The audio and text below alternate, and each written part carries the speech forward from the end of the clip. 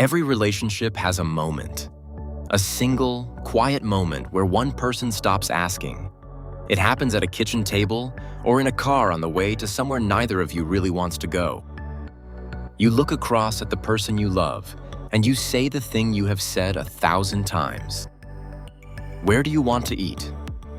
And you already know what is coming. A shrug, a glance at the phone, a small practiced smile. That line, I do not mind, whatever you want, you choose. And here is the thing, you do not push, you do not ask again.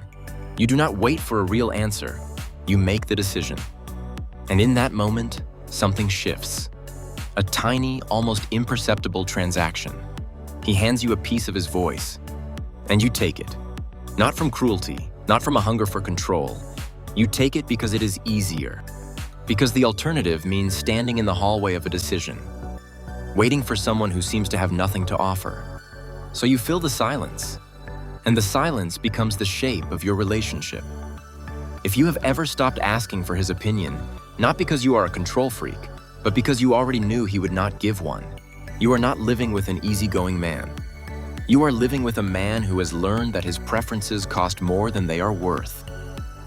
And that learning process, that slow erosion, happened right in front of you, one small surrender at a time. Do you remember when he had opinions? He used to push back. He used to have a voice. And then, at some point, the voice got quieter.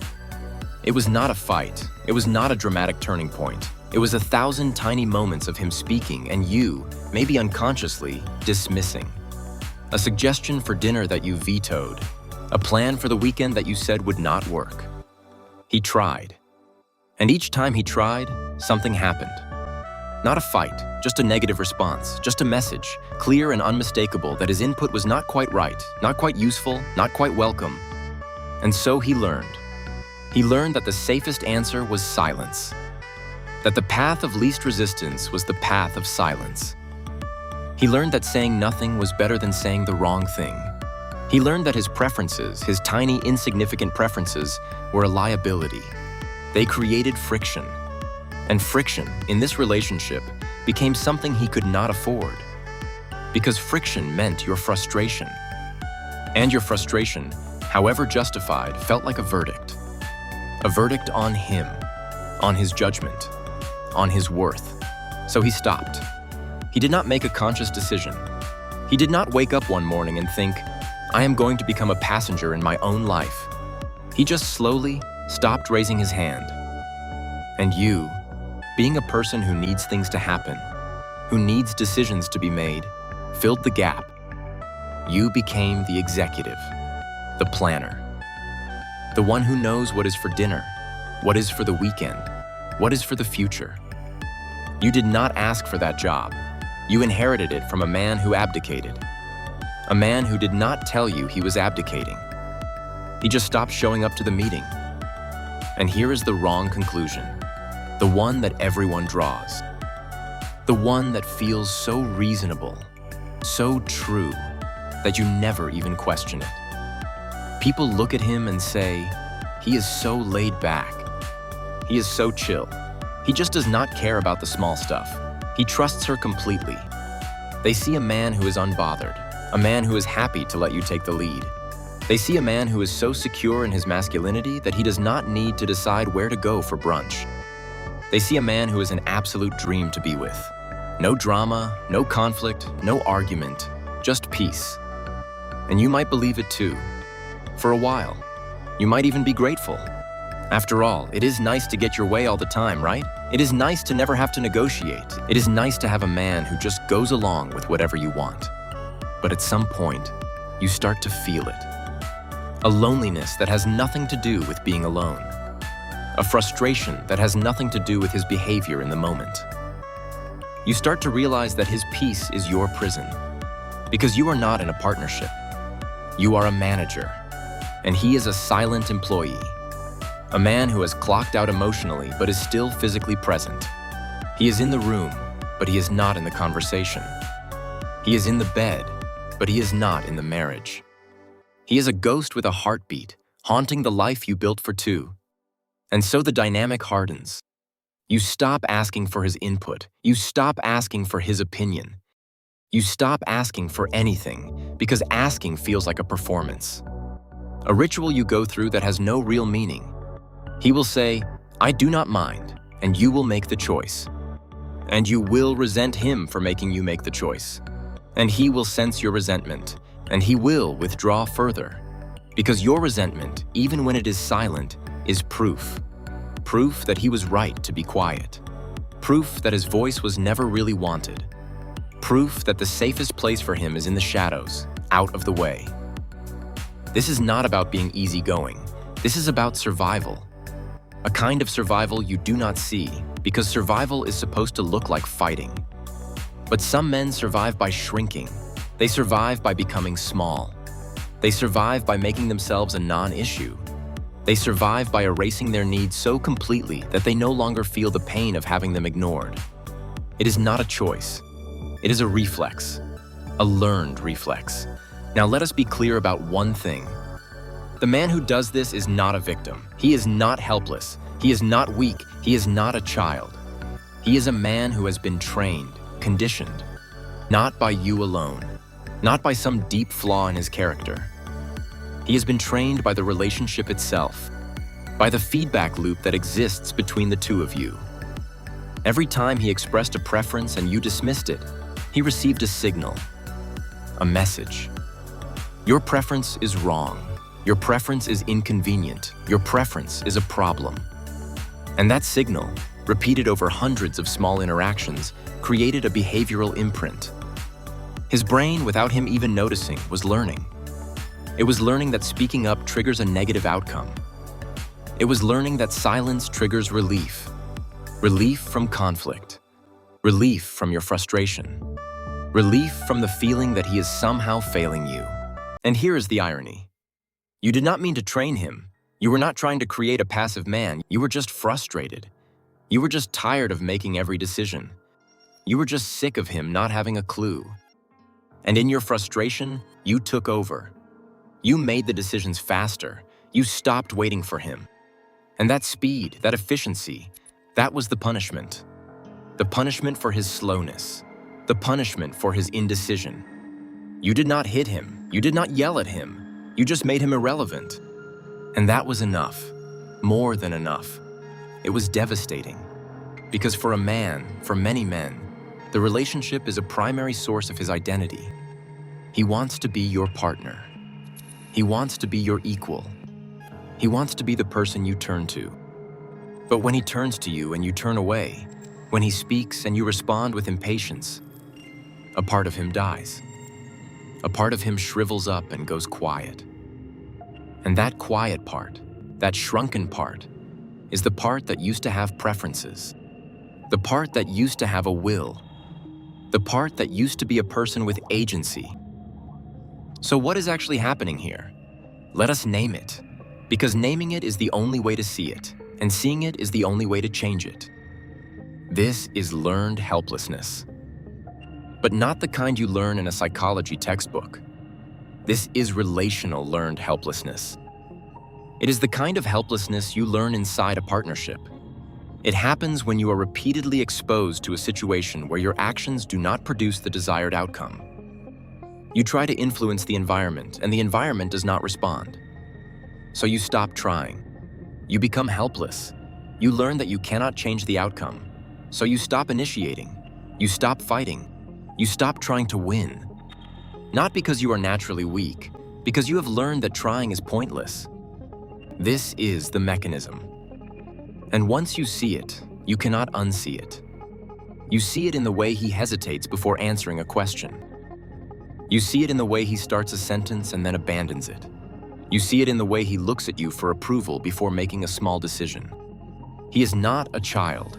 He is a man who has been conditioned to consult you for everything because he has learned that his own judgment is not reliable.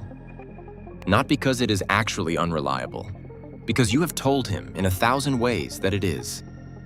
And he has swallowed that message. He has digested it. He has made it a part of himself.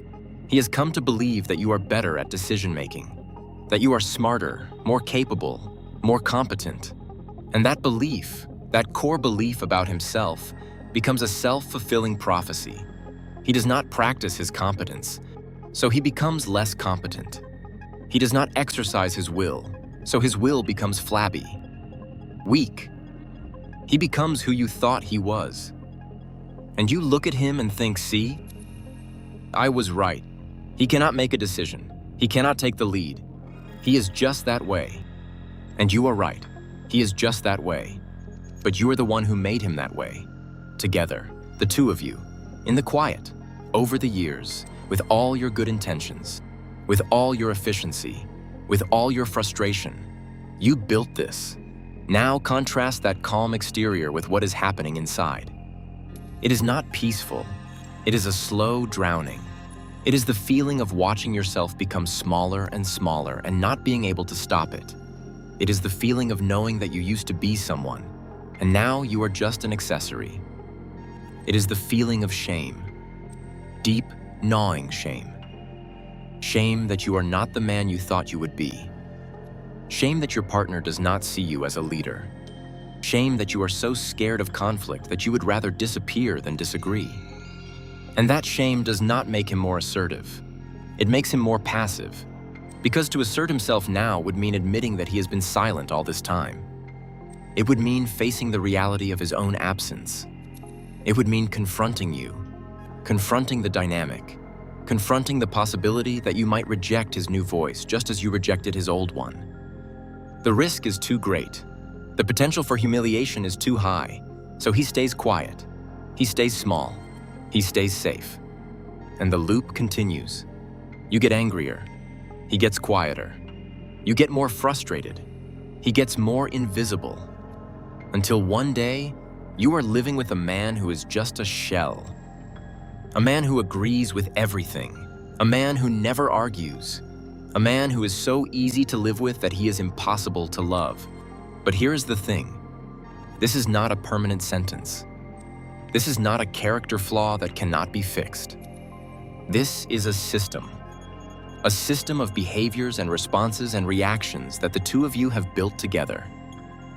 And if a system can be built, it can be dismantled. If a system can be learned, it can be unlearned. But it takes something. It takes discomfort. It takes a willingness to break the pattern. And that is the hardest part. Because breaking the pattern means doing the exact opposite of what feels natural. For him, that means speaking up, even when it is clumsy, even when it is wrong, even when it is stupid. It means saying, I want pizza, even if you wanted sushi. It means saying, I do not agree, even if it creates a moment of silence. It means risking the conflict he has spent years avoiding. It means offering an opinion that might be dismissed. It means being visible again. And visibility is terrifying for a man who has spent years in the shadows. For you, breaking the pattern means waiting, biting your tongue and not filling the silence. Asking a question and then actually waiting for the answer, no matter how long it takes. Accepting his imperfect decisions without judgment, letting him fail. Letting him make a bad choice and not stepping in to fix it. Tolerating the uncertainty that comes with not being in control. Sharing the burden of responsibility, even when sharing it means the job gets done worse. Not punishing him for stepping up. Saying thank you, not for the decision itself, but for the effort, for the attempt, for the willingness to re-enter the conversation. This is the thing about relationships. They are not about finding the perfect person, but about building a system that works for both of you. A system where both people have a voice. A system where both people are seen. A system where the silence does not become the shape of the relationship. This is not about domination. This is not about submission. This is about the slow, unglamorous work of giving your partner back their voice. And it is work. It is exhausting. It is uncomfortable. It will feel awkward and forced and maybe even fake at first. But that awkwardness, that forced feeling, is the proof that you are changing. That is the proof that the system is shifting. That is the proof that the ghost is starting to come back to life. Here is the insight. The one that changes everything. A relationship where one person always gets their way is not a relationship of power. It is a relationship of absence. The passive man is not trying to win or lose. He is not trying to manipulate. He is not trying to make you do all the work. He is trying to survive. And survival for him meant becoming invisible. It meant erasing himself from the equation so completely that he no longer had to face the pain of being ignored. And you were not trying to dominate. You were not trying to silence him. You were trying to keep things moving. You were trying to hold the relationship together with sheer force of will. Together, without meaning to, without malice, without any awareness of what you were doing, you built a machine that erased one of you. And the machine runs perfectly. It runs so perfectly that you do not even see it. You just feel the loneliness. You just feel the emptiness. You just feel the exhaustion of carrying two lives on your shoulders. But the machine is not permanent. It was built by the two of you, and it can be dismantled by the two of you. Not by one person, not by him getting his act together, not by you being more patient, by both of you seeing the machine, by both of you acknowledging that you built it, by both of you committing to building something new, something where the silence is not a weapon, something where the voice is not a liability, something where both people are seen, heard, and valued. Not because it is fair, because it is the only way to have a relationship that feels like it belongs to both of you. To have a life that feels like it is truly shared. To look at the person across the table and actually know who they are. To ask, "Where do you want to eat?" And to be genuinely surprised by the answer. If you have ever been the one who stopped asking, or the one who stopped answering, drop a comment with one small choice you would take back. Not to fix everything, just to acknowledge that you saw it, because seeing it is the first step out of the machine. Subscribe if you want to keep seeing these patterns before they take over. And share this with someone who needs to hear that their "I do not mind" is not nothing. It is everything. It is the sound of a voice that is still there, quiet, waiting, hoping to be heard.